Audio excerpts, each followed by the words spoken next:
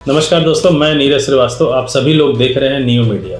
जैसे जैसे दिल्ली के इलेक्शन के वोटिंग की तारीख नज़दीक आ रही है, वैसे वैसे नई नई चीज़ें आपको दिल्ली के इलेक्शन में देखने को मिलेगी। अभी विगत कुछ दिन पहले आम आदमी पार्टी ने अपनी एक डॉक्यूमेंट्री प्रेस कॉन्फ्रेंस के थ्रू दिल्ली की जनता के सामने रखने की कोशिश की और उस डॉक्यूमेंट्री को रखने से बीजेपी ने रोक दिया। अगर हम गौर से देखें तो पिछले 10 सालों से दिल्ली में आम आदमी पार्टी की सरकार है और केंद्र में इसी 10 सालों में बीजेपी की सरकार है। अब बीजेपी के पास कोई ऐसा मुद्दा नहीं है जो दिल्ली वासियों को ये बता सके और ये कह सके कि आप उनको वोट करें और एक बार दिल्ली में उनका मुख्यमंत्री बनाने का उनको चांस दें। लेकिन आम आदमी पार्टी पिछले 10 सालों में जिन काम को कर चुकी, उन काम को एक डॉक्यूमेंट्री के माध्यम से आम जनता तक पहुंचाने की कोशिश कर रही थी। दरअसल ये डॉक्यूमेंट्री ऐसी थी कि जिसको ये बोला गया कि आचार संहिता लागू हो जाने के बाद आप रिलीज नहीं कर सकते। ये बीजेपी का आरोप था। अब आम आदमी पार्टी ये बोलती है कि डॉक्यूमेंट्री में हमने कहीं भी ये नहीं बोला है कि हमें वोट करिए। हमने डॉक्यूमेंट्री में वो चीजें बताई हैं जो कि बीजेपी ने विगत 3-4 सालों से आम आदमी पार्टी के साथ वो कर रही है। कि एक डॉक्यूमेंट्री बनी है जिसमें कि किस तरह से फर्जी मुकदमे बनाकर हम लोगों को जेल में रखा गया, केजरीवाल साहब को, मनीष सिसोदिया जी को, सत्येंद्र जैन जी को। उसके ऊपर वो डॉक्यूमेंट्री, कोई चुनाव प्रचार नहीं है, कोई वोट की अपील नहीं है, हम कोई सभा करने नहीं आए। कल उसकी स्क्रीनिंग थी, कल रोक दिया। आज वो प्रेस कॉन्फ्रेंस करके मैं अकेले आया हूं, इसीलिए कोई भीड़ नहीं, कोई लोग नहीं, अकेले आया हूं कि प्रेस कॉन्फ्रेंस करके वो डॉक्यूमेंट्री दिखा दूंगा। आज यहां पहुंचने में पता चल रहा है ये प्रेस कॉन्फ्रेंस की भी परमिशन कैंसिल कर दी गई। तो मैं चुनाव आयोग से पूछना चाहता हूं, ये किस नए नियम के तहत आपने किया है? जब हम उसमें वोट की अपील कर रहे हो तो आपका अधिकार बनता है रोकने का, जब मैं चुनावी सभा कर रहा हूं आपका अधिकार बनता है रोकने का। लेकिन जब एक डॉक्यूमेंट्री दिखाने के लिए प्रेस कॉन्फ्रेंस के जरिए हमने एक हॉल बुक कराया है, उसकी परमिशन आप किस आधार पर कैंसिल कर रहे हैं? क्या हो रहा है? क्यों डरी हुई है भारतीय जनता पार्टी इतना इस डॉक्यूमेंट्री से? अभी आपने पेपर मांगा, इस डॉक्यूमेंट्री में क्या है जिससे बीजेपी इतना ज्यादा डरी हुई है? अगर हम देखें तो केंद्र में बैठी सरकार ने ईडी और सीबीआई के माध्यम से जो आम आदमी पार्टी दिल्ली में लीकर पॉलिसी लेकर आई थी, उसको लीकर पॉलिसी अच्छी के जगह उसको ये बता दिया कि एक तरीके का स्कैम है। और उस स्कैम के सहारे उन्होंने आम आदमी पार्टी के कुछ बड़े बड़े नेताओं को जेल के अंदर डाला। अगर हम गौर से देखें तो आम आदमी पार्टी के सिटिंग सीएम और सिटिंग डिप्टी सीएम तक को भी नहीं बख्शा गया और वो जेल के अंदर थे। अगर जेल के अंदर थे भी तो आदमी 1 या 2 महीने बाद बाहर निकल आता। लेकिन अगर हम मनीष सिसोदिया जी की बात करें और हमारी इंफॉर्मेशन गलत नहीं है तो लगभग 18 महीने से ज्यादा वो जेल में रहे हैं। उसके बाद सुनवाई में सुप्रीम कोर्ट ये बात बोलता है कि पूरी तरीके से सीबीआई सबूत पेश नहीं कर पाई है, इस वजह से इनको रिहा किया जाता है। ठीक ऐसे ही संजय सिंह के साथ भी होता है और मुख्यमंत्री अरविंद केजरीवाल जी के साथ भी होता है। यही सब चीजों को लेकर ये डॉक्यूमेंट्री बनाई गई थी, लेकिन इस डॉक्यूमेंट्री को मार्केट में आने से रोक दिया जाता है। अब ये भी एक बहुत बड़ा मुद्दा बनकर आज दिल्ली के जनता के सामने है कि ऐसा क्या था उस डॉक्यूमेंट्री में जो कि बीजेपी नहीं चाहती थी कि दिल्ली की जनता के सामने आए। अब उस डॉक्यूमेंट्री के अगर कुछ अंशों को हम गौर से देखें तो ये समझ में आता है कि आम आदमी पार्टी सिर्फ ये बताना चाहती है दिल्ली की जनता को कि किस तरीके से बीजेपी की एक पूरी सोची समझी रणनीति थी कि आम आदमी पार्टी को दिल्ली की सत्ता से हटाने के लिए उनके ऊपर एक आरोप लगाया जाए जो कि करप्शन से रिलेटेड हो। क्योंकि आम आदमी पार्टी, अगर हम गौर करें तो 2013 में जब पहली बार सरकार बनाती है तो यही बात पे बनाती है कि हम करप्शन मुक्त लोग हैं, आम जनता से उठे हुए लोग हैं। और उस समय कांग्रेस और बीजेपी के ऊपर वो करप्ट होने के चार्जेस लगाकर, और उस समय की सरकार कांग्रेस की जो थी उस पर पूर्णतया करप्ट होने का चार्ज लगाकर आम आदमी पार्टी सत्ता में आई थी। और आम आदमी पार्टी को दिल्ली के दिल और दिमाग से निकालने के लिए बीजेपी के पास मात्र एक साधन है और वो साधन था कि उनके ऊपर करप्शन के चार्ज लगाए जाए। और करप्शन का चार्ज आम आदमी पार्टी तो ठीक है, साथ ही साथ अरविंद केजरीवाल तक उसके छींटे जरूर पड़ने चाहिए, नहीं तो आम आदमी पार्टी जिस तर्ज पर दिल्ली में जीत रही है 2 बारों से, कहीं ना कहीं वो फिर पूर्ण बहुमत में या कह लीजिए 2/3 सीटों से ज्यादा पा सकती है।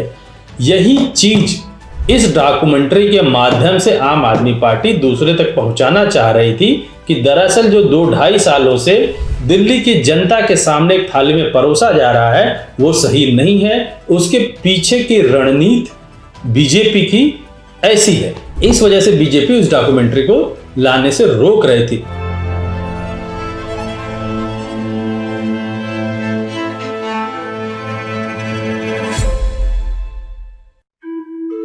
So it started, I think, with the arrest of Satyendra Jain ji, and मुझे ये लगता है कि ये स्ट्रैटेजी उनकी शायद रही होगी कि जो भी अरविंद केजरीवाल के सिर्फ आईज, ईयर्स, आर्म्स, हैंड्स, जो पूरी टीम है, कि अगर हम उस टीम को डिकैपिटेट कर देंगे तो हो सकता है कि काम रुक जाए। टेबल में बैठे होंगे बीजेपी के 3-4 लोग बड़े बड़े, बोले यार अब केजरीवाल को बेईमान साबित करने का क्या तरीका।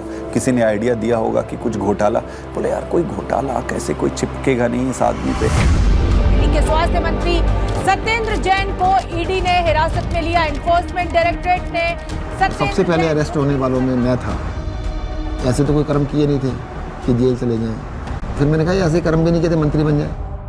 तो क्योंकि मुझको पूरा केस पता था तो मुझे लगा ठीक है, एजेंसी अगर अरेस्ट कर रही है थोड़े दिन में छूट जाएंगे। Why are they threatened by us? And the answer to me is very clear. आम आदमी पार्टी केवल एक सरकार या 10 नेताओं की पार्टी नहीं है। आम आदमी पार्टी एक सोच है। तब तक जो भी गिरफ्तार होते थे, पॉलिटिकल लोग भी जो गिरफ्तार होते थे, महीने में, 2 महीने में, 3 महीने में निकल के आ जाते थे। तब हमने ये नहीं सोचा था कि इतना लंबा चलेगा। अब ये जानकारी मिल रही है कि मनीष सिसोदिया को गिरफ्तार कर लिया गया है। इस वक्त की बड़ी सीबीआई बुलाया जाता था, ईडी बुलाया जाता था, उनके घर पे रेड हुई, उनके बैंक के लॉकर पे रेड हुई, दिल्ली सचिवालय में उनके ऑफिस में रेड हुई, उनकी यहाँ तक कि उनके पैतृक गांव में भी सीबीआई और ईडी वाले पहुँच गए थे। देखिए, हमें तो पता था कि आम आदमी पार्टी के किसी भी नेता के पास एक भी पैसा नहीं है, और मेरे ख्याल से आज ही ईडी और सीबीआई को भी पता है। मैं तो खुश था कि दिल्ली में एक ऐसी शराब पॉलिसी बनाई गई है जिसमें एक मॉल में 27 शराब की दुकानें थीं, वो अब कम हो जाएंगी और सरकार को रेवेन्यू बहुत ज़बरदस्त मिलेगा। तो मैं तो खुश था कि अच्छी पॉलिसी बनाई गई है और कई राज्य इस पॉलिसी को देख रहे थे, पर अचानक इन्होंने चिल्लाना शुरू किया है तो स्कैम हो गया है। अगर एक अच्छी पॉलिसी को ये स्कैम करार दे के सीबीआई और ईडी में केस रजिस्टर करा सकते हैं तो किसी भी हद तक जा सकते हैं। मनीष सिसोदिया को ईडी ने गिरफ्तार कर लिया है। तिहाड़ जेल में पूछताछ के बाद मनीष सिसोदिया को अब ईडी ने गिरफ्तार कर लिया है। इससे पहले सीबीआई ने उनको गिरफ्तार किया था और वो इसमें पीएमएलए में 2 ही कंडीशन में बेल हो सकती है। पहली कंडीशन, या तो जो सरकार का इन्वेस्टिगेशन एजेंसी है वो कह दे कि केस नहीं। दूसरी कंडीशन बेल हो सकती है जब इन्वेस्टिगेशन एजेंसी द्वारा डाले गए सारे कागज जांच कर लिए जाएं। तो भाजपा की इन्वेस्टिगेशन एजेंसी क्या करती थी, लाखों की तादाद में कागज डाल दिए। अब जज साहब कितना टाइम लगाएंगे वो देखने को, 10 साल। हमने प्रोसीडिंग्स भी पूरी देखी थी सुप्रीम कोर्ट के अंदर, और सुप्रीम कोर्ट ने जो जिस तरह कमेंट्स किए थे उससे ऐसा लग रहा था कि ये केस कुछ है ही नहीं। सुप्रीम कोर्ट ने यहाँ तक कह दिया था कि आपका केस जो है ट्रायल के अंदर 2 मिनट में गिर जाएगा। किस तरह का केस आप बना के लाए हैं, क्योंकि सीबीआई के बाद मनीष सिसोदिया को ईडी ने भी गिरफ्तार कर लिया था, तो दोनों ही के अंदर जमानत उनको चाहिए थी। अब जब जैसे ही 30 अक्टूबर का दिन था, सुप्रीम कोर्ट ने बेल रिजेक्ट कर दी। जेल में पूछताछ के बाद मनीष सिसोदिया को अब ईडी ने गिरफ्तार कर लिया है। इससे पहले सीबीआई ने उनको गिरफ्तार किया था और वो तिहाड़ जेल में। सीधे चलते हैं जितेंद्र शर्मा के पास। जितेंद्र, बताइए, ईडी ने गिरफ्तार कर लिया है मनीष को? जी बिल्कुल, आप देखिए दूसरे दिन लगातार जो ईडी है वो मनीष सिसोदिया को अरेस्ट करके उनका टारगेट अरविंद केजरीवाल था। इनको ये लगा था, इनके कैलकुलेशन में, कि पार्टी के साइकी में फर्क पड़ेगा, लोग टूटते जाएंगे। तो इसका मतलब ये है कि डेस्परेशन के मापदंड पे तो भारतीय जनता पार्टी अपने लास्ट थ्रेशोल्ड पे पहुंची, और भारतीय जनता पार्टी की लीडरशिप भी उस थ्रेशोल्ड तक पहुंच गई कि अब और कोई तरीका नहीं है इनको जेल में डालने। बड़ी खबर यह है, आम आदमी पार्टी के सांसद संजय सिंह गिरफ्तार कर लिए गए हैं। आपके सांसद संजय सिंह की हो गई है गिरफ्तारी। ईडी ने करते थे संजय सिंह, उस पर कहीं ना कहीं एक बड़ी चोट फिलहाल आम आदमी पार्टी के लिए रहेगी, लेकिन राजनीतिक रूप से ये नुकसान तो है ही। लेकिन क्या सरकार का पक्ष रहेगा शराब नीति मामले में जब ये गिरफ्तारी हुई है, इसका भी इंतजार रहेगा। अब ये अपने आप में काफी ज्यादा तो भगत सिंह ने अपनी किताब में लिखा कि उनके छोटे भाई जब उनसे मिलने आए, फांसी की सजा हो चुकी थी तब तक, उन्होंने लिखा कि उन्हें ये फिक्र है हरदम नया तर्जे जफा क्या है। जफा मतलब अत्याचार। उन्हें ये फिक्र है हरदम नया तर्जे जफा क्या है। हमें भी शौक है देखें सितम की इंतहा क्या है। इस सरकार के ऊपर बिल्कुल फिट बैठता है कि ये सितम करने पे आए हैं और हम इनकी सितम की इंतहा देखना चाहते हैं। 2200 करोड़ रुपए की रिश्वत खिलाई अडानी ने। 2200 करोड़ रुपए की रिश्वत आपके अधिकारियों को। 2200 करोड़ की रिश्वत। सर वो क्या बोल रहे हैं सर? वो आप इधर बोलेंगे तो उधर बोलेंगे। जिस तरीके से पार्लियामेंट में और पार्लियामेंट के बाहर अगर अरविंद केजरीवाल और पार्टी के वॉइस को एक स्ट्रक्चर करके जनता और देश के सामने रख रहे थे, बीजेपी उससे बहुत इरिटेटेड और फ्रस्ट्रेटेड थी। मैंने तो अपने घर के सामने एक बैनर भी लगवा दिया था कि फक्कड़ हाउस में ईडी का स्वागत है। अब कहानी जो है अलग लेवल पहुंच गई।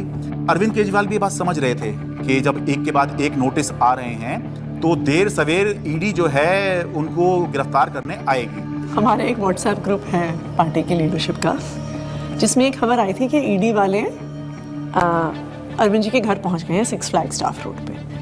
एंड मुझे याद है मैंने ओबरॉय के फ्लाईओवर के नीचे से फिर हमने गाड़ी का यू टर्न लिया था और फिर 6 फ्लैग स्टाफ रोड जो सिविल लाइंस में है वहाँ पे पहुँचे थे। मुझसे पहले सौरभ भारद्वाज पहुँचे थे वहाँ पे। इतने में उन्होंने बैरिकेडिंग दोनों तरफ कर दी, बट मैं बैरिकेडिंग से पहले ही जो है वो अंदर पहुँच गया था। मैं वो मेरे को अंदर से किसी का मैसेज आया which was very sad thing to imagine. Arvind Kejriwal ji अपना बैग पैक कर रहे हैं और एक मुख्यमंत्री अपने घर में ही असहाय है, आप सोचिए। और वहाँ जो पुलिस खड़ी है वो उसके लिए नहीं खड़ी है, वो इसलिए खड़ी है कि किसी और को आने नहीं देंगे। उसके यहाँ जो ईडी के जो अफसर हैं वो उसको कह रहे हैं कि अब आप बैग पैक कर लो, आपको अरेस्ट कर रहे हैं। ईडी दफ्तर ले जाया जा रहा है अरविंद केजरीवाल को। इस वक्त की बड़ी खबर, बड़ा अपडेट, अरविंद केजरीवाल को ईडी ने गिरफ्तार किया है और ईडी दफ्तर उनको ले जाया जा रहा है। जिस तरीके से अब दिल्ली के मुख्यमंत्री अरविंद केजरीवाल को ईडी दफ्तर ले जाने की तैयारी की जा रही है और ये माना जा रहा है कि अब ईडी दफ्तर में उनसे पूछताछ होगी और उनके सामने। जब से मैं जर्नलिस्ट बना हूँ 17 साल से, मैंने नहीं देखा किसी सिटिंग चीफ मिनिस्टर को अरेस्ट किया गया हो। तो मेरे मन में एक बात अंदर से आई कि पार्टी खत्म नहीं होने दी, सरकार नहीं खत्म होने दी। तो उस समय जो बाहर थे, जैसे संदीप पाठक बाहर थे जो संगठन के काम देखते हैं, हमारे जो कैबिनेट के जो साथी थे, आतिशी थी, सौरभ भारद्वाज थे, हमारे सोशल मीडिया के जैस्मिन थे। तो फिर हम सब लोग हमारे घर पे ही हमने सबको बोला, सब लोग हम लोग वहीं धीरे धीरे वहीं गैदर हुए। अब ये देश को बचाने की लड़ाई है, तानाशाही के खिलाफ लड़ाई है और सभी मिलकर के लड़ेंगे और इस लड़ाई को जीतेंगे। कल 10 बजे भारतीय जनता पार्टी के मुख्यालय पर हम इसके खिलाफ प्रोटेस्ट शुरू करेंगे।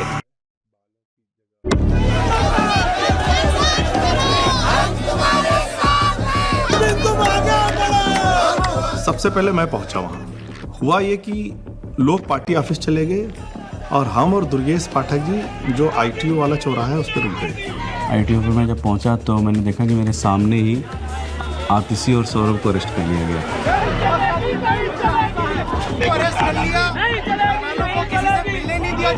कोई वहाँ पे प्रोटेस्ट करने आता, 4 लोग सड़क पे बैठते, 4 लोगों को बस में बिठाते, बस भेजते।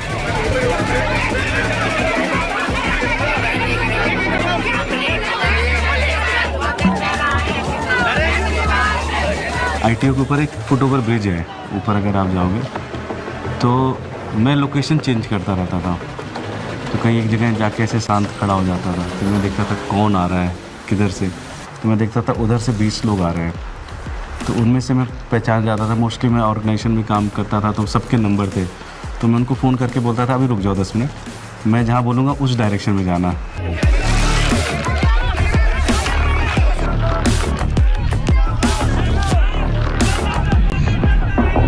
कोई एक डिक्टेटोरियल लीडर है, और वो चुनाव से पहले सारे ऑपोजिशन के नेताओं को गिरफ्तार करा लेता है और फिर कहता है कि जी मुझे तो 99% वोट्स आ गए, मैं popularly and democratically elected leader हूँ।